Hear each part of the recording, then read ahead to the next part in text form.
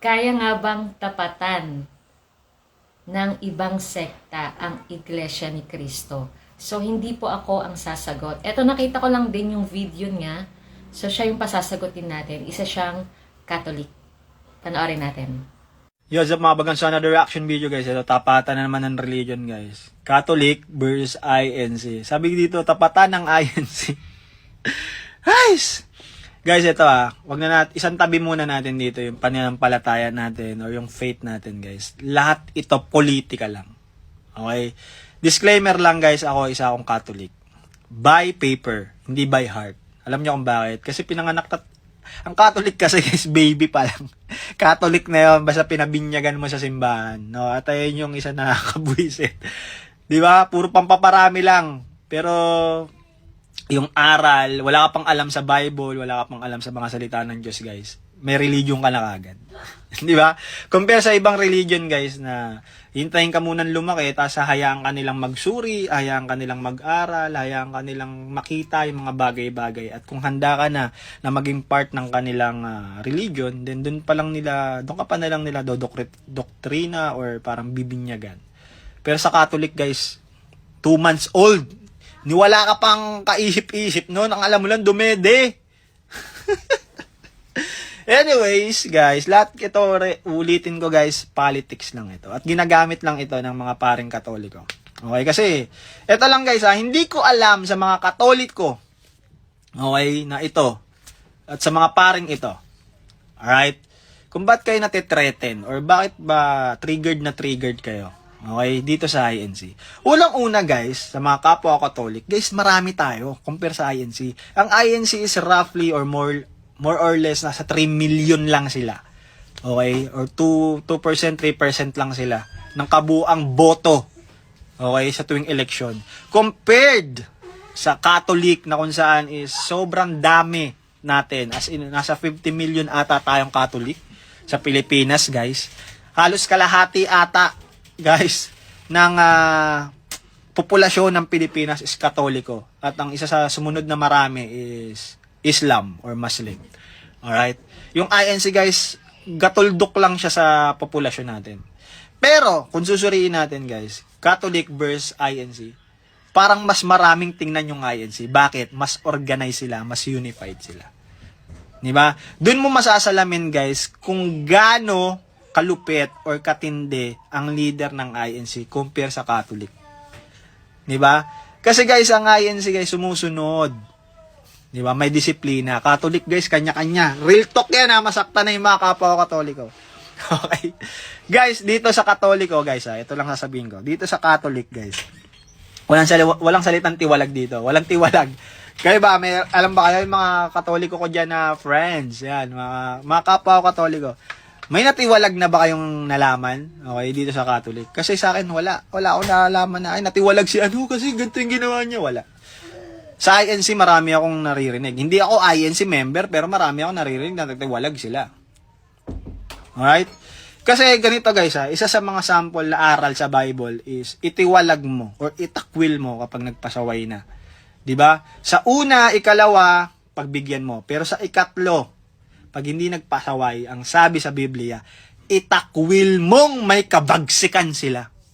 Diba? Ayun yung utos, guys, ng Diyos na kapag pasaway, itakwil mo, bahala na siya sa buhay niya. Ayaw niya makinig Pinagbigyan mo ng isa, pinagbigyan mo ng dalawa, umabot ng pangatlo at ayaw pa rin, takwil mo na. Bahala na siya sa buhay niya. Parang kasi sabi ng Diyos, sige, maghaharap na lang kami sa paghuhukom. Paliwanag niya na lang yung sarili niya, ba't ayaw niya magpasaway. Pero sa Katoliko, guys, walang ganong aral. Doon pa lang magkakaalaman na sino bang sumusunod sa aral talaga ng Bible. 'Di ba? Ulitin ko guys, hindi naman ito patungkol sa faith. 'Di ba? Patungkol ito sa politika lang. Kaya nirerekta ko yung politika, guys. Alam nyo kung bakit hindi disiplinado ang mga Katoliko? Kasi sobrang luwag. Kasi nga halos wala naman talagang pakialam yung mga kaparian natin. 'Di ba? Lumalabas lang sila kapag yan may mga EJK issue, kapag human rights, ganyan lang sila. 'Di ba? Kapag huhukayin yung patay, tapos lalagay dun sa parang museo, 'di ba? Kilala nyo? Father Flavi lang yan. Tsaka ito guys sa tagal kong nanonood ng INC sa mga event nila sa mga social media, sa TV, 'di ba? Never ko silang naringgan na gusto nilang pabagsakin ng gobyerno. Real talk. Kasi ang sinasabi dito guys, parang kulto daw ang INC as well as part daw ng destabilization. Ba't hindi nyo sinabi yan nung binoto ng INC or parang in-endorse ng INC si Noynoy? Sige nga, pagka politiko nyo or gusto nyong politiko yung in-endorse ng iglesia, okay sa inyo. Pag hindi, puta, kulto tinatawag nyo. Mga hipokrito din tong mga tao na to eh. Di ba? Doon nyo malalaman na politika lang.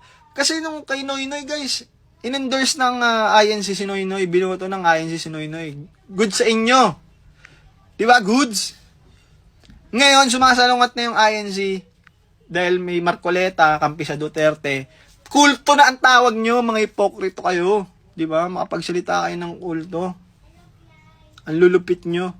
Ito lang nga sa mga kapwa Katoliko, hindi ko kinakalaban yung faith natin, guys. Okay? Paniwalaan nyo yung gusto nyong paniwalaan. Ganyan naman tayo sa Catholic.